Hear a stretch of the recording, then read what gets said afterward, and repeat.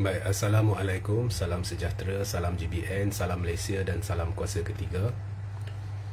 Jadi seperti biasa, jika audio jelas, bolehlah maklumkan saya menerusi mesej. Jadi hari ini saya ingin memberi laporan prestasi saya berhubung kerajaan pimpinan Datuk Seri Anwar Ibrahim yang sudah pun, Anwar Ibrahim lah, sudah pun menjadi Perdana Menteri 85 hari setakat hari ini. Jadi tak lama lagi sudah nak masuk 100 hari kepimpinan Anwar Ibrahim sebagai Perdana Menteri. Tinggal 15 hari lagi lah. So kini sudah 85 hari. Hari ini saya nak mengisytiharkan sejelas-jelas mungkin, bahawa kerajaan pimpinan Datuk Seri Anwar Ibrahim bukan sekadar gagal, tetapi gagal segagal-gagalnya. Baik, ini adalah sesuatu yang perlu semua lakukan, iaitu memberi feedback terhadap pencapaian kerajaan. Sebab kerajaan ini berfungsi untuk rakyat. Jadi rakyat perlu beri feedback dan ini adalah perkara yang setiap warga negara Malaysia berhak untuk lakukan. Jadi kita lihat prestasi pentadbiran Anwar Ibrahim. Sebelum kita masuk secara terperinci apa yang kerajaan janjikan dan nilai sama ada dilakukan atau tidak, kita fikir balik kerajaan pimpinan Anwar dulu, iaitu PH, yang parti gabungan yang kini menerajui kerajaan, iaitu PH.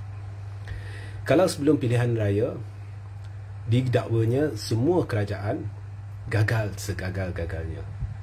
Kerajaan pimpinan Muhyiddin Yassin gagal segagal-gagalnya. Malah BN pun mendakwa ianya gagal segagal-gagalnya. Najib dakwa, Zahid dakwa, PH dakwa. Kemudian bila Ismail Sabri menjadi Perdana Menteri, dan ini yang paling lucu, Ismail Sabri adalah Perdana Menteri dari UMNO. Tetapi kalau tanya UMNO mengkritik Ismail Sabri seolah-olah Ismail Sabri ini pembangkang. Dia bukan ikut saluran betul untuk kritik, dia kritik secara terbuka. Dari situ sudah nampak ada komplot dengan PH. PH kalau tanya, ini kerajaan salin kulit, ini gagal segagal-gagalnya. Kerana apa? Kerana kos sara hidup meningkat, tidak boleh kawal harga barang, tidak boleh kawal harga telur, tidak boleh kawal bekalan ayam, dan ada rasuah, ada penyangak. Kalau tanya PH semua ni, mereka selalu guna perkataan penyangak. Hari ini kata Zahid belum dibuktikan, jadi kita tunggu mahkamah putuskan. Tapi kalau dulu penyangak, pencuri, ini dilaung-laungkan oleh banyak pemimpin PH. Kemudian setelah Anwar mengambil alih sebagai Perdana Menteri, dijanjikannya dia nak lawan rasuah, nepotisme dan kronisma. Nak lawan rasuah, tetapi pertama sekali dia lakukan daripada 30 MP Barisan Nasional, dia lantik seorang sahaja MP dalam Barisan Nasional yang terpalit dengan 47 pertuduhan jenayah dan menghadapi pertuduhan ini di mahkamah. Dia yang dilantik sebagai timbalan Perdana Menteri. Kemudian katanya nak lawan nepotisme, tetapi dia melantik anak dia sebagai penasihat Perdana Menteri. Dan kemudian untuk cuba mengapuri mata rakyat, anak dia kata dia dah lepas jawatan sebagai penasihat Perdana Menteri apabila kena belasah teruk. Kemudian dia kata dia dah masuk satu jawatan kuasa yang juga merupakan penasihat kepada Perdana Menteri. Maknanya anak dia kekal penasihat kepada Perdana Menteri. Apapun ia melibatkan anak, ia melibatkan nepotisme. Malah Anwar memberi tiket percuma, dia memberi lampu hijau kepada semua menteri untuk melantik ahli keluarga. Ini adalah nepotisme. Tak kira ada gaji, tak ada gaji, ada allowance, tak ada allowance, ini adalah nepotisme. Ini ini boleh menimbulkan suasana di mana lebih mudah berlaku ketirisan, lebih mudah berlaku salah guna kuasa dan menyelindungi salah guna kuasa itu dengan bantuan ahli-ahli keluarga, dan ianya juga telah menafikan rakyat Malaysia yang lebih layak untuk mengambil jawatan-jawatan tersebut. Kalau kita lihat kronisma, Nazri Aziz yang tidak merupakan ahli parlimen sudah dilantik menjadi duta. Tak kira dia dicalonkan pada zaman sebelum Anwar ke, dia dicalonkan selepas ke, yang penting pelantikannya menjadi sah di bawah pentadbiran Anwar, dan Anwar tidak melakukan apa-apa untuk menghentikannya. Kemudian bila kita lihat janji manifesto Pakatan Harapan, banyak janjinya dicapati satu persatu. Contohnya, kalau sebelum pilihan raya, salah satu perkara ialah kos sara hidup yang dijanjikan boleh diselesaikan dengan mudah. Malah kos sara hidup sebenarnya makin menggila. Kemudian dijanjikan bahawa tol akan dimansuhkan, usaha akan dilakukan. Benda ini sudah disenyapkan. Kemudian untuk menarik pengundi dikatakan, termasuk Rafizi, bahawa memang cukup mudah untuk menurunkan harga minyak kepada RM1.8. Malah Anwar mengulangi janji bahawa hari ini saya dilantik, tak sampai 24 jam harga minyak turun. Kemudian selepas pilihan raya, bila ditanya Rafizi, dia kata tak mudah untuk melakukan perkara itu. Seterusnya kita lihat harga telur. Harga telur tidak dapat distabilkan. Bekalan ayam dan bekalan telur masih menjadi masalah, malah melambung gila-gila. Kemudian bila tidak dapat menangani harga kos sara hidup, menteri di dalam pentadbiran Anwar melakukan sesuatu yang saya kira jijik, iaitu cuba menimbulkan persepsi negatif terhadap peniaga.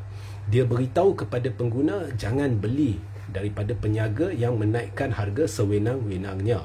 Dan bila anda sebut begitu, anda menimbulkan persepsi seolah-olah ini adalah masalah peniaga. Kemudian bila dah kena hentam teruk-teruk, dia beritahu sebenarnya harga bahan mentah ada turun, tetapi masih ada peniaga yang tidak ingin turunkan harga makanan mereka. Ini tidak benar. Kalau kita lihat perkara-perkara yang disebut oleh menteri berkenaan, sebenarnya harga bahan mentah bukan turun tetapi masih melambung, malah terus menggila. Jadi sebenarnya menteri yang berkaitan, iaitu Rafizi Ramli, tidak memberi satu penjelasan yang komprehensif mengapa faktor-faktor yang mungkin boleh menimbulkan kos sara hidup yang tinggi, yang sebenarnya ianya begitu rumit kalau kita nak jelaskan mengapa kos sara hidup meningkat. Sebaliknya, dia menumpu kepada isu peniaga menaikkan harga barang sewenang-wenangnya, menimbulkan persepsi seolah-olah ini adalah masalah peniaga sekaligus memangsakan peniaga. Tetapi sebelum PRU15 diberitahu bahawa jangan mangsakan peniaga.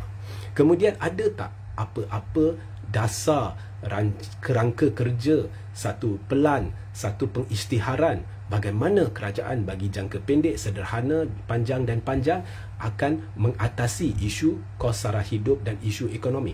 Langsung tidak ada. Sebaliknya, hari demi hari apa yang kita kedengaran ialah dakwaan-dakwaan yang tidak terbukti, yang berubah-ubah berhubung dengan kesalahan orang lain. Contohnya hari ini Anwar kata, hari pertama dia kata 600 bilion diseleweng. Esok boleh tukar kepada 530 bilion. Lusa boleh tukar kepada 95.2 bilion. Kemudian boleh tukar kepada 4.2 bilion atau 5 bilion. Kemudian boleh tukar kepada 300 juta. Berubah-ubah. Dia kata jangan ugut saya, jangan main dengan saya ada file. Tetapi file ini tidak pernah ditunjukkan. Jadi bila kita lihat, ini adalah kerajaan persepsi, ini adalah kerajaan propaganda, dan ini adalah kerajaan penghukum.